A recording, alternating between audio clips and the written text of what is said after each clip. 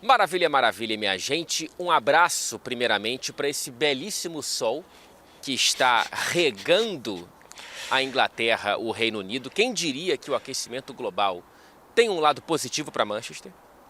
Porque deixou de ser absolutamente cinza para ser azul por algumas semanas e, evidentemente, depois voltará ao cinza. Mas, enfim, a gente não está aqui para falar de clima. Quer dizer, de um jeito sim, né? Porque depois de uma crise, às vezes, a melhor saída é você apostar num romance.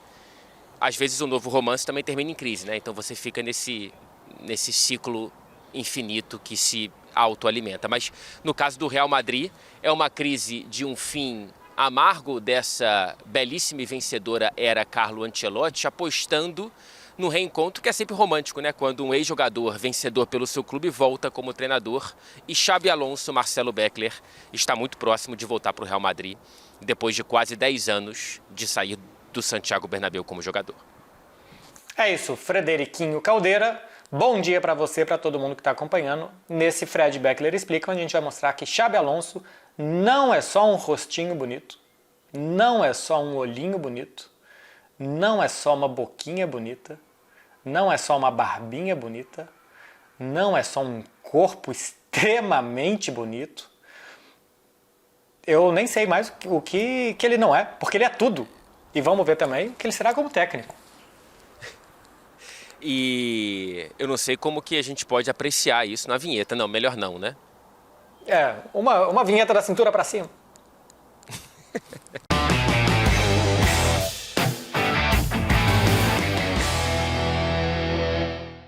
Bom, antes de falar do que vem por aí, acho importante a gente analisar o que o Carlo Ancelotti, o que o Real Madrid está deixando nesse fim de temporada e já está reconstruindo para a próxima. Qual que é a herança, portanto, que o Ancelotti deixa no clube? É um clima de fim de festa, né, Beckler? É uma temporada em que, para o Real Madrid, não só por não conseguir grandes títulos, teve lá o Mundial de Clubes, mas enfim, né? Não foi nem mundial, foi taça intercontinental e tudo mais, mas não teve um grande título nessa temporada e uma temporada marcada por pancadas levadas pelo maior rival, né? Então é realmente um clima muito amargo que o Real Madrid tem nessa última temporada do Carlo Ancelotti e um elenco visivelmente desequilibrado. Não deu para achar não é nem um novo Toni Kroos, mas algum equilíbrio para completar o vazio e o vácuo deixados pelo Toni Kroos. O Mbappé fez a parte dele, mas no fim das contas o ataque funcionou pior nessa temporada e a gente tem já movimentações olhando para o começo de trabalho do Xabi. As chegadas de Alexander-Arnold e Dean Housen do Bournemouth, que já estão praticamente contratados para esse começo de trabalho do novo treinador. Como é que você analisa essa herança de Ancelotti no Real Madrid? É um elenco bom, é um elenco que, em relação ao time que ganhou a Liga dos Campeões há pouco mais de um ano, ou pouco menos de um ano, né? Ainda não bateu um ano que o Real Madrid ganhou a Liga dos Campeões, perdeu uma peça-chave, que é o Toni Kroos, ganhou um jogador de 40 gols na temporada, que é o Kylian Mbappé, e teve os problemas na defesa parecidos com o que tinha tido na temporada anterior. Tem jogadores já de uma idade mais avançada, como o Carvajal, como o Rüdiger, mas também, como o Luka Modric, que a gente ainda não sabe se vai ficar ou não, mas também tem muitos jogadores jovens que ainda tem muito a dar pelo time. Militão, Fran Garcia, que tem que se provar ainda, o Raul Asensio, Tchouaméni, Camavinga, Bellingham, Vinícius, Rodrigo, Mbappé. Tem muita gente jovem ainda, o Real Madrid não precisa de uma super revolução, mas vai ser um time que vai precisar de muitos ajustes caso a gente veja um Xabi Alonso que primeiro vem o esquema, depois vem os jogadores. Se primeiro vier os jogadores para depois ele montar um esquema, a coisa pode ser diferente. Porque são estilos realmente muito distintos, o que ele tentou colocar no Bayer Leverkusen e o que a gente viu do Real Madrid do Ancelotti nas últimas temporadas. Do Xabi Alonso, o que a gente viu dele nesses 2 anos como técnico de uma equipe profissional? Porque antes ele treinou a Real Sociedad B, conseguiu fazer ela subir, inclusive de divisão, coisa que não acontecia há décadas, e depois assumiu o desafio no Bayer Leverkusen. No meio de uma temporada, salvou o time, conseguiu levar o time para a Europa League como ele fez. Temporada 23-24. O Bayer Leverkusen deixou de ser o Bayer Neverkusen, né? Que era o time que nunca ganhava, para ser campeão alemão invicto, para ganhar a Copa da Alemanha e para chegar à final da Europa League, quando tomou aquele 3-0 da Atalanta, quase que fez uma tríplice coroa sem perder nenhum jogo. A gente viu na última temporada uma queda de rendimento, o time não conseguiu repetir os títulos da temporada anterior, na Liga dos Campeões, quando talvez quisesse se mostrar um pouco mais, parou nas oitavas de final no confronto doméstico contra o Bayern de Munique. No total, em 139 jogos até o momento da gravação desse vídeo, 19 derrotas, perdeu 13%, 14%, um a cada 6 jogos mais ou menos o Bayer Leverkusen perdeu com o material humano que ele tinha nas mãos. Taticamente, existe uma diferença, e eu quero te escutar mais do que falar sobre isso, porque você é muito mais conhecedor das táticas do futebol do que eu, que tem uma análise muito mais profunda, mas me parece que a liberdade do Ancelotti, ela vai ser trocada por um rigor tático muito grande, né? Assim, quando você fala que é o esquema antes e os jogadores depois, eu sinto que vai ter uma mudança profunda no Real Madrid e na postura do Real Madrid dentro de campo, um Real Madrid muito mais mordedor, um Real Madrid talvez muito mais alemão, um time muito mais de Bundesliga, vai ter talvez algo mais próximo do que o Hansi Flick tenta fazer e consegue com muita clareza no Barcelona do que o que vinha fazendo com o Ancelotti, pressão muito alta, marcação homem a homem, que ele perde e pressiona, muito típico do Leverkusen, é uma marca registrada. Você acredita que ele inclusive vai manter o 3-4-3, 3-4-2? Eu sei que não é o único esquema que ele usou no Leverkusen, mas foi o principal, o central nesse trabalho dele. Nas 33 rodadas que a gente teve de Bundesliga até a hora que a gente está gravando, se a gente olha o parâmetro do site WhoScored, 22 vezes ele usou o 3-4-2-1 e em 11 oportunidades ele usou um esquema com uma defesa de 4. Um esquema mais parecido. Uma defesa de 4. Quantas vezes? 11. 11 vezes de 4, tá bom. Então, para um ano inteiro até um número razoável. Então, pode ser que ele mantenha o esquema que deu certo na temporada 23-24, ou pode ser que ele mude. O que me chama a atenção é que caso ele decida colocar o esquema, montar o time a partir de um esquema, praticamente todos os jogadores do Real Madrid vão ter que fazer algo diferente do que eles fazem. Rüdiger já jogou em defesa de 3 no Chelsea, o Raul Asensio só se foi na base porque acabou de subir, o Militão já jogou, acho que inclusive no São Paulo foi onde ele mais jogou com defesa de 3, quando ele jogava pelo lado direito da defesa. O Alaba no Bayern de Munique não, embora seja um lateral zagueiro que possa se adaptar mais facilmente àquilo. Dos jogadores que estão lá. O Fran Garcia eu acho que como ala, ou se chegar o Carreiras, por exemplo, para a esquerda, acho que tem mais adaptabilidade do que o Arnold. O Arnold também nunca a gente viu ele nessa função. E não me parece o ideal para ele. Acho que quando ele vem de trás como lateral é melhor do que receber a bola numa zona que se depende mais de um lateral rápido, de um ala rápido, do que de um cara construtor como o Arnold. Em teoria, o que não se mexe muito são os volantes. E é onde o Real Madrid tem mais problemas, porque não tem um volante organizador, não tem um Xhaka, não tem um Toni Kroos, não tem esse cara hoje no Real Madrid. Ele pode transformar. Ele pode fazer o Arnold ser, ele pode fazer o Tchouaméni ser esse cara. Mas hoje ele não tem.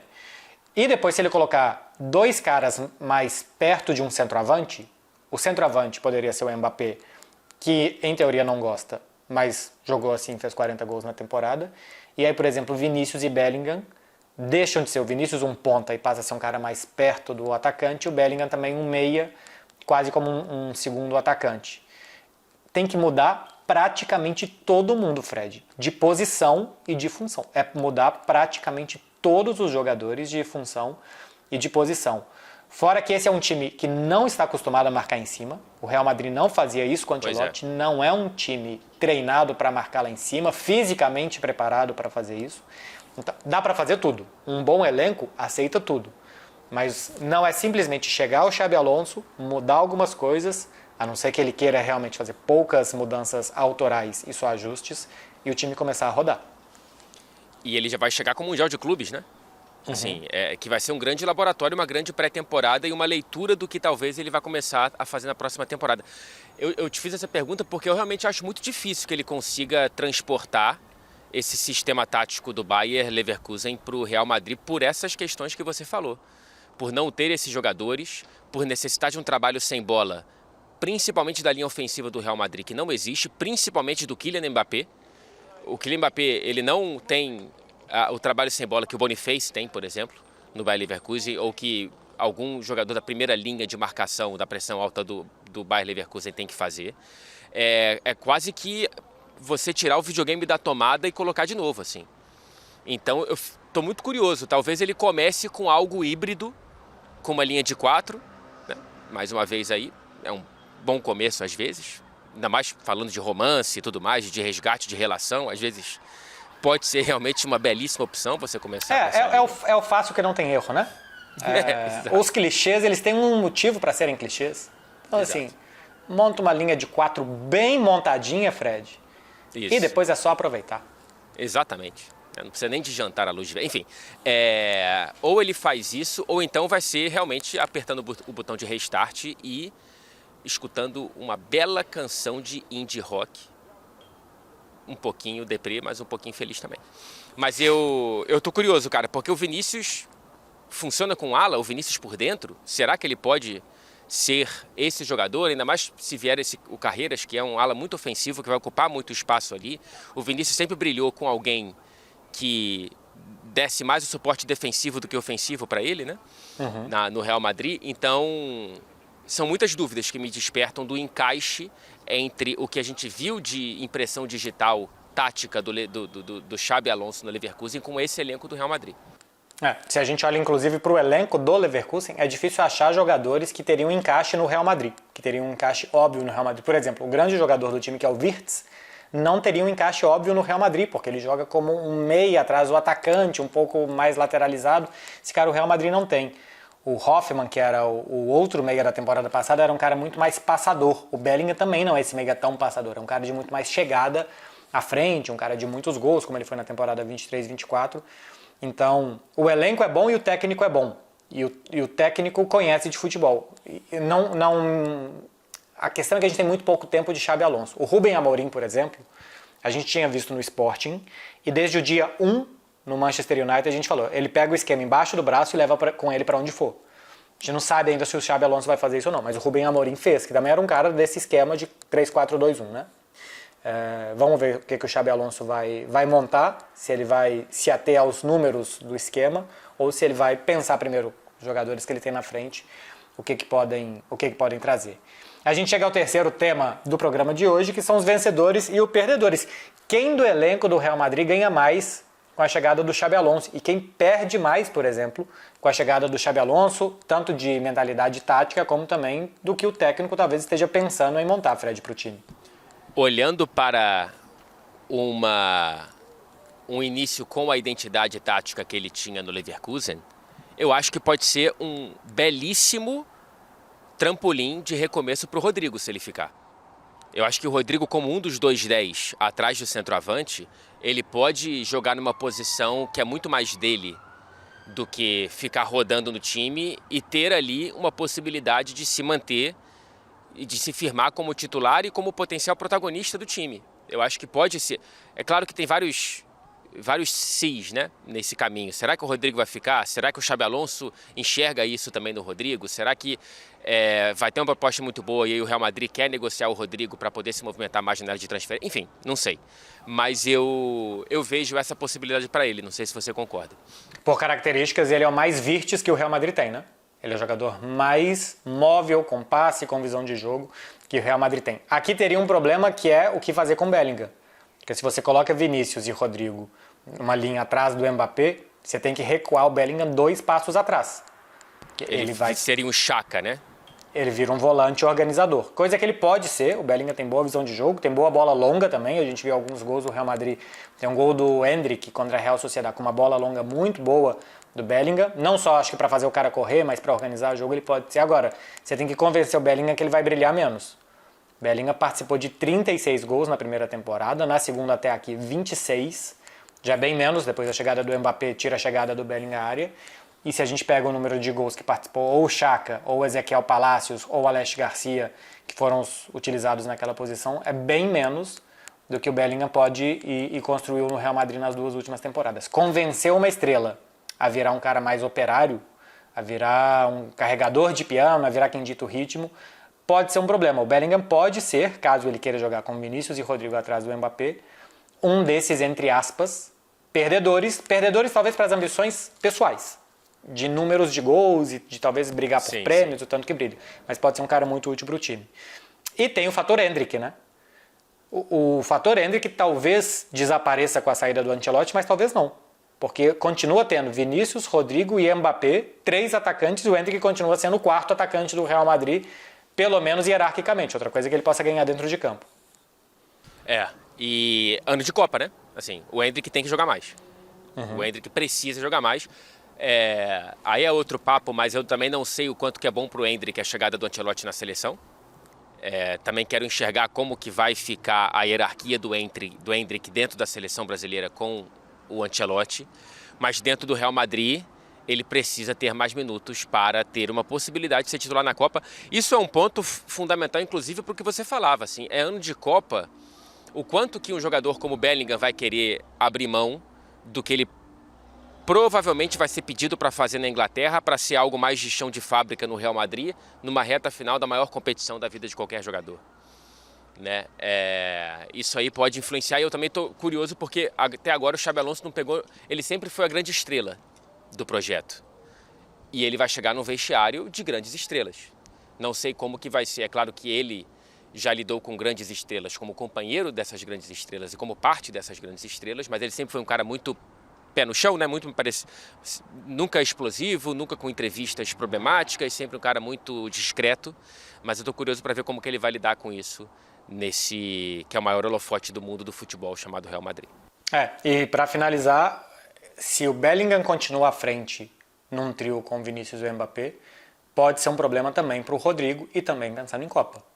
Porque o Rodrigo parecia ter um lugar cativo na seleção, que com a ascensão da temporada que fez o Rafinha, com o que pode ser o Estevão, com um bom momento até do Antony, talvez o Rodrigo não tenha esse lugar tão cativo assim na seleção como ele parece ter desde o ciclo passado, né? O Rodrigo sempre esteve. A fase do Rodrigo e o crescimento de outros, se ele não jogar regularmente no Real Madrid, e parecia ser um problema da temporada passada, e ele jogou pra caramba essa temporada, né? O Rodrigo foi titular em praticamente todos os jogos, mas de novo, com uma mudança de técnico, pode gerar esse problema. Se não quiser colocar os 4, se quiser colocar só 3, e se o Rodrigo for o sacrificado porque o Bellingham vai jogar na frente, em um ano de Copa do Mundo também pode fazer mal a ele. Coisa linda. Tá tudo dentro de contexto? Tá sim. Então a gente vai pro nosso belíssimo e esperado, espero, Out of Context.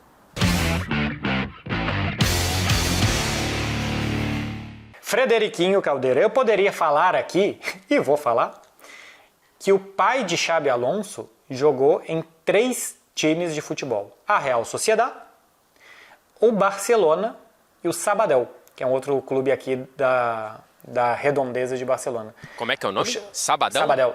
Sabadell. Ah, tá. Que não é sabadão em... Não é. Não é. Nem passa nem perto, porque é de Sabta, o sábado por aqui. Entendi.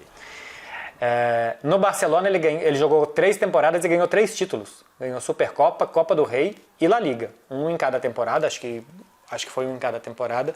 Mas o pai do Xabi Alonso, o Perico Alonso, jogou por aqui. Mas o que eu queria trazer mesmo como out of context, que o Xabi Alonso quase protagonizou um Caniçares. Você lembra que o Caniçares ficou fora da Copa porque o vidro de perfume quebrou no pé dele? Rapaz, lembro. O Xabi Alonso teve um problema no banho também, durante a Copa do Mundo da África do Sul, antes da semifinal contra a Alemanha. Não lembrava disso. Eu também não. Fui pesquisar. Antes da semifinal contra a Alemanha, ele teve um corte, tomou 12 pontos acima do joelho e fez em segredo. Chamou o médico em segredo. O quarto dele mostrou que temos aqui completamente desbeiçada a minha perna. Dá um jeito nisso. Jogou com uma faixa no joelho e jogou a semifinal e depois a decisão da Copa do Mundo. Quase que a Espanha... Os jogadores da Espanha têm que tomar banho enrolado em plástico bolha em época de Copa do Mundo. Quase que a Espanha perde um jogador importantíssimo naquela campanha. Rapaz, por conta de uma tolice. 12 pontos, já estaria à frente do Southampton na tabela da Premier League e na frente de muito clube do futebol brasileiro também nesse momento, da Série A do Brasileirão. Né? Não estou falando de nenhum específico, Santos, nem nada disso. Né? Acabou de falar. Longe de mim. Falei? Acabou de falar, né? Não vou falar de nenhum específico, depois falou. E a gente sabe como é que ele se cortou? Não, eu vi em alguns lugares diferentes que foi um acidente no banho. E ele não era companheiro de quarto do Canizares, com certeza. Que acidente no banho que tem que ser esse? Que pancada no box que tem que ser essa pra você tomar 12 pontos? Rapaz, bom, eu ia... Não vou entrar nessa, não. Eu ia falar que, de repente, ele aprendeu alguma coisa com o Payet, mas aí seria um exagero da minha parte ficar imaginando.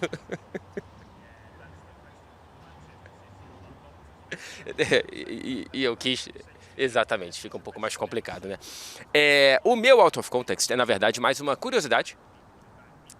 Que muita gente confunde... É que a pronúncia é muito parecida e a escrita também. O Bayern com Bayer. E não sabem... muitos também sabem, que é Bayer Leverkusen por conta da empresa, né? Por conta da farmacêutica. Assim como o PSV é da Philips e foi fundada por funcionários da Philips, o Bayer foi fundado em 1904 por funcionários da farmacêutica. E você já foi na cidade, ela é muito industrial, né? É uma porcaria. É muito Quer ruim dizer, mesmo. é diferente.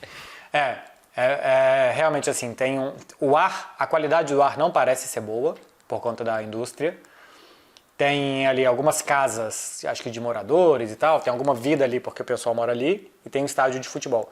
Eu fiz um jogo lá, que foi um Bayer Leverkusen Barcelona, o Barça meio reserva, acho que foi empate por 1-1. E eu fiquei hospedado em Colônia. E eu tinha ido uma vez a convite da Bundesliga para assistir também um jogo que agora eu acho que foi Bayer e Schalke 04. E eu fiquei hospedado em Düsseldorf. Então nem hospedado lá eu fiquei. Tem um hotel no estádio. Eu sei que o pessoal que foi fazer jogo lá da TNT já ficou lá. Mas nem hospedado na cidade eu fiquei. O Xabi vai ter uma vida melhor, né? Em termos sim. de dia a dia, de cidade, deve ser Agora, realmente complicado. E por que é Bayern? O Bayern de Munique? É. Eu não faço nenhuma ideia. É tipo Bavário. Bávaro, né? Como se fosse bávaro, no dialeto bávaro. Porque tem o idioma alemão e ali existe um dialeto. Tanto que o Mia San Mia, quer dizer meio que é nós, não é em alemão, é em bávaro. É no dialeto. Acho que Bayern é uma coisa tipo guerreiros, alguma coisa assim, sabe? E Bavária também vem E será disso. que o Bayer vem da palavra Bayern? O nome da farmacêutica? Vamos especular que sim? Vamos especular. Vamos decidir que sim. Sem nenhuma responsabilidade? Sem nenhuma responsabilidade. Vamos dizer que sim. É verdade. Vamos especular que sim. Acabei de conferir. Acabei de conferir aqui.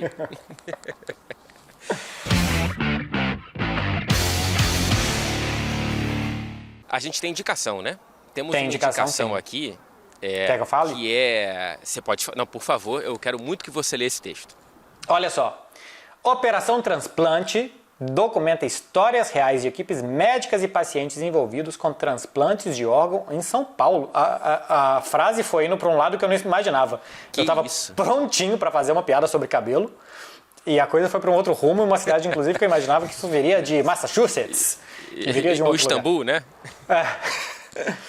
A rotina intensa envolve não apenas os profissionais de saúde, mas também os pacientes à espera de um órgão e seus familiares. É claro, né? Transplante de órgãos, se você não falar minimamente do paciente, obrigado pelo roteiro. A primeira temporada está onde, Frederiquinho? Na Max! Ou então na HBO Max, que a gente dizem que a gente está voltando atrás numa decisão. E eu prefiro que a gente volte atrás nessa decisão também. Não, eu acho incrível porque assim, né? A gente aqui quer a cada programa promover algum conteúdo da nossa empresa. E aí, justamente numa indicação sobre transplante, de uma empresa com um histórico grandíssimo ou de transplantados, ou de gente que poderia um transplante, não de órgãos, mas um transplante capilar bem legal, pago via Publis, bem no dia que a gente tem que falar que mudou de Max para HBO Max, outra vez, a gente tem aqui uma indicação sobre transplantes. Então, se você quer fazer um transplante capilar, se você quer assistir uma série sobre transplante de órgãos, é na HBO Max. Qualquer uma dessas duas coisas. É na Max ou na HBO Max. Sempre vai ter Max e sempre será HBO. Então você chame como você quiser. Agora, deve ser uma série, deve ser um seriado realmente tenso, né? Assim, não sei, não. Né? Deve ser um pouco triste. Assim, eu acho que não é triste O se a final pessoa feliz, consegue né? o órgão, né? Se ela não consegue, ela não vai estar na série, né? Assim, não...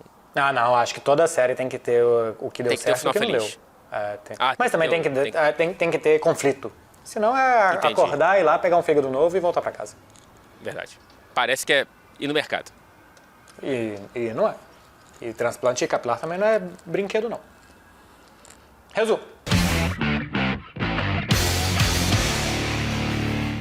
Fred Caldeira, como você definiria uma linha de 4 bem feita? Eu acho que tem que perguntar para o Xabi Alonso. Imagina, primeira pergunta na entrevista coletiva. O Xabi Alonso, que é um cara meio... Já entrevistou ele? É bem serião, né? Eu achei ele bem... Pouco aberto a out of context? Exato. Essa foi a impressão que eu tive quando eu o entrevistei, quando o Leverkusen visitou o Liverpool. Assim, um cara sério. Um cara que está ali para falar de futebol. Ele não está ali para ficar dando muito sorrisinho, não. Vamos ver como é que ele vai estar no Real Madrid. Mas eu acho que é uma bela escolha, tá? Eu acho que é a melhor escolha possível para o Real Madrid, no melhor momento possível, porque de fato tinha que tirar o Ancelotti, como a gente já analisou aqui em outro episódio, já foi fim de ciclo. E agora me parece ser uma escolha muito acertada, porque é um treinador promissor, já identificado com o clube como jogador, com essa observação que pode vir a ser um problema do encaixe tático com o atual elenco. Se o Xabi Alonso quiser colocar o esquema dele de jogo que deu certo no Bayer Leverkusen acima de qualquer coisa, ele vai precisar ou de alguns jogadores ou de bastante tempo para conseguir os encaixes e basicamente reeducar os jogadores do Real Madrid. E eu também não acho que é simplesmente mudar o técnico e continuar o esquema que estava. Eu acho que alguma coisa ali tem que ter, alguma coisa tem que mudar. O que eu acho que é muito bom para o Real Madrid é que com esse elenco que o Real Madrid tem, é muito melhor jogar para frente do que para trás. Esse time eu acho que vai se sentir muito mais confortável, atacando toda hora, pressionando os adversários, tendo muito a bola, roubando a bola perto do gol do adversário e não perto do seu gol. Porque os bons jogadores, eu acho que eles precisam da bola. E a partir do momento que o Real Madrid, em grandes jogos, abre mão da bola porque tem jogadores rápidos e quer contra-atacar, eu acho que ele está perdendo muito potencial dos seus atletas. O Xabi Alonso é um técnico que mostrou no Bayer Leverkusen uma fome ofensiva muito grande, um time que atacava muito, mas que em alguns jogos específicos conseguiu também dar um passinho para trás para contra-atacar. Ganhou do Bayern de Munique na temporada passada na Allianz Arena, jogando na defesa e contra-ataques muito rápidos, transições muito rápidas. Então, ele também consegue fazer isso. Mas o que eu gosto principalmente é um técnico criativo, ofensivo e que vai dar, que eu imagino que queira dar boas ferramentas a jogadores muito bons. Dar a bola toda hora para eles, que eles consigam trocar de posição, que eles troquem passes, que esses jogadores deem match. A gente não viu match dos jogadores nessa temporada, a gente não via que existia combinação entre os jogadores nessa temporada. E eu acho que um técnico que respeita e que gosta da bola como ele vai fazer isso, ou pelo menos vai tentar o máximo que ele puder fazer isso e não ficar lá atrás, fechadinhos, rouba a bola longa para os caras correr. Que dá certo, mas que eu acho que é tirar menos dos caras que eles podem dar. E eu acho que o Xabi Alonso pode fazer isso. Agora, ele chega numa frigideira em fogo alto, né? Porque não acima de qualquer coisa, mas ele tem do outro lado do país o grande rival vivendo talvez o início de uma fase histórica, que já viveu uma temporada histórica com uma tríplice coroa nacional e que possivelmente será um time tão bom quanto na próxima temporada ou ainda melhor. E você tem isso para você como parâmetro, né? Como balizador. Então ele chega num ótimo Real Madrid que vem de uma temporada abaixo do próprio potencial, mas com um Barcelona que talvez o Ancelotti só foi enfrentar nessa última temporada e ele não tinha isso como rival antes. Então o Xabi Alonso chega com um parâmetro muito alto para ele se balizar. E eu acho que é também um bom antídoto a Hans Flick, que transformou o Barcelona num time muitas vezes parecido com um time de Bundesliga, defesa muito alta, ataque muito intenso, e de Bundesliga o Xabi Alonso mostrou que entende porque ganhou uma sem perder nenhum jogo. Acho que ele pode pressionar o Barcelona em cima, coisa que o Barcelona não se sente confortável. Ele pode atacar o Barcelona de forma muito rápida, coisa que o Barcelona não gosta. Enfim, acho que ele pode ser um bom antídoto. Ele pode ser um bom anti-Barcelona nesse sentido e colocar o Barcelona em muito mais problemas do que o Real Madrid fez essa temporada. Quando o Real Madrid colocou o Barcelona em problemas, é quando pressionou lá em cima.